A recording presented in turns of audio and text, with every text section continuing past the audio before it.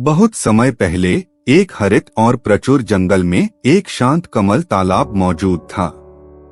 इस रंग बिरंगे स्थान का संरक्षक देवता बोधिसत्व था, जो निरंतर काल से इस तालाब की रक्षा करता रहा था। कमल तालाब विभिन्न प्राणियों के लिए एक आश्रय था और इसकी शांति चरणों की रुस्ती और जल की सतह पर हो रही हलचल से गूंजती थी। जंगल के मध्य में एक और तालाब था, आकार में छोटा लेकिन जीवन से भरपूर। सभी रंगों और आकारों की मछलियां इस तालाब को अपना घर कहती थीं और इसका पानी एक समय प्रचुर मात्रा में जीविका प्रदान करता था। हालांकि शुष्क मौसम जंगल में आ गया, जिससे जल स्तर गिर गया और एक प्रचुर तालाब का अस्तित्व एक हताश संघर्ष में बदल दिया गया।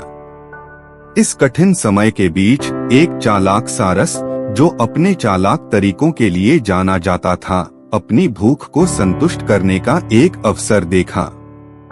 सारस ने अपनी आंखों में कुटिल चमक के साथ एक भयावह योजना बनाई। वह मछलियों के पास आया और उन्हें एक एक करके बड़े, अधिक समृद्ध कमल तालाब में ले जाने का वादा किया। सारस ने दावा किया कि कमल तालाब एक ऐसा आश्रय स्थल है जहां मछलियां घटते पानी और चिलचिलाती गर्मी के खतरों से मुक्त होकर पनप सकती हैं। स्वाभाविक रूप से मछलियां संशय में थीं, क्योंकि सारस अपनी तरह के जाने माने शत्रु थे। फिर भी चालाक सारस ने एक चतुर रणनीति तैयार की। हालांकि उसने प्रस्तुत किया कि एक अंधाधुंध जीवन का वादा करने वाले बड़े मछली को एक अधिष्ठानित तालाब की खोज करने के लिए भेजा जाए। मछली बेहतर जीवन के वादे से प्रभावित होकर अनिच्छा से सहमत हो गई। चुनी गई मछली, जो तालाब समुदाय की एक बड़ी और बुद्धिमान सदस्य थी, सारस की चोंच में घुस गई और उसे कथित कमल तालाब में ले जाया गया। हालांकि जैसे ही सारस एक कांटेदार पेड़ के पास पहुंचा, उसने मछली को गिरा दिया, जिससे उसके असली इरादे सामने आ गए। तेज और निर्दयी चोंच से सारस ने मछली का जीवन समाप्त कर दिया और उसका मांस खा लिया, और पेड़ के नीचे हड्डियों के ढेर के अलावा कुछ नहीं बचा। इस विश्वासघात से अनजान अन्य मछलियां उत्सुकता से अपने दूध की वापसी का इंतजार करने लगीं। जब सारस सबूत के तौर पर बड़ी मछली की हड्डियों के साथ वापस लौटा, तो बेखबर मछलियों को यकीन हो गया कि कमल तालाब वास्तव में एक स्वर्ग था। अपने घटते तालाब से बचने के लिए उत्सुक वे सारस की पेशकश पर सहमत हो गए। जैसे जैसे एक एक करके मछलियां धोखेबाज सारस के हाथों मरती गईं, एक समय का जीवंत तालाब हड्डियों का कब्रिस्तान बन गया। जंगल दिवंगतों की खामोशी से गूंज उठा और बोधिसत्व ने भारी मन से इस त्रासदी को देखा। इस नरसंहार के बीच वहां एक निवासी रहता था जो सारस के धोखे का शिकार नहीं हुआ था, एक बुद्धिमान और सतर्क केकड़ा। केकड़ा कमल तालाब में अन्य लोगों के साथ शामिल होना चाहता था, लेकिन चालाक सारस के प्रति उसके मन में गहरा अविश्वास था। मछली के भाग्य को देखकर केकड़े ने धोखेबाज पक्षी को मात देने की योजना बनाई।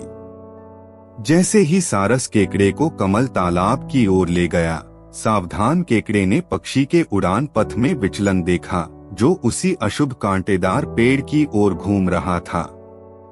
केकड़े ने विरोध करते हुए सारस को सचेत कर दिया। अति आत्मविश्वासी सारस ने अहंकार पूर्वक केकड़े को निगलने के अपने इरादे को स्वीकार किया। उसे विश्वास था कि उसका पलड़ा भारी है।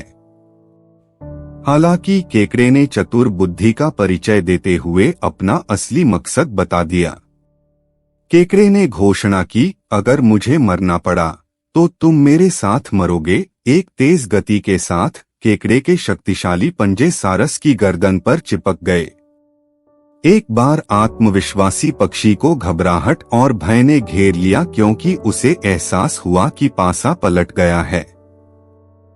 जैसे ही सारस कमल तालाब की ओर उतरी, जीवित रहने के दृढ़ संकल्प से उत्साहित केकड़े ने एक निर्णायक प्रहार से सारस का सिर धड़ से अलग कर दिया। एक समय चालाक और विश्वासघाती पक्षी बेजान पड़ा रहा। उसकी धोखेबाज साजिशों का विनम्र केकड़े की बुद्धिमत्ता और चालाकी से उचित अंत हो गया। कमल तालाब, जो कभी मछलियों की हड्डियों से दागदार हो गया था, अब उन लोगों के लचीलेपन के प्रमाण के रूप में खड़ा है जिन्होंने धोखे के माध्यम को देखा। केकड़ा, जो अब वन प्राणियों के बीच एक पूजनीय व्यक्ति है, कमल तालाब में पनपता रहा। उसके पंजे ताकत और बुद्धि दोनों का प्रतीक थे और इस तरह जंगल अपनी शाश्वत लय के साथ चलता रहा। सारस और केकड़े की सीख सरसराती पत्तियों और कमल तालाब की कोमल लहरों के बीच गूंजती रही। जंगल के बुद्धिमान संरक्षक बोधिसत्व ने दयालु दृष्टि से प्राणियों पर नजर रखना जारी रखा, यह सुनिश्चित करते हुए कि प्रकृति का संतुलन बना रहे और ज्ञान छल पर हावी रहे।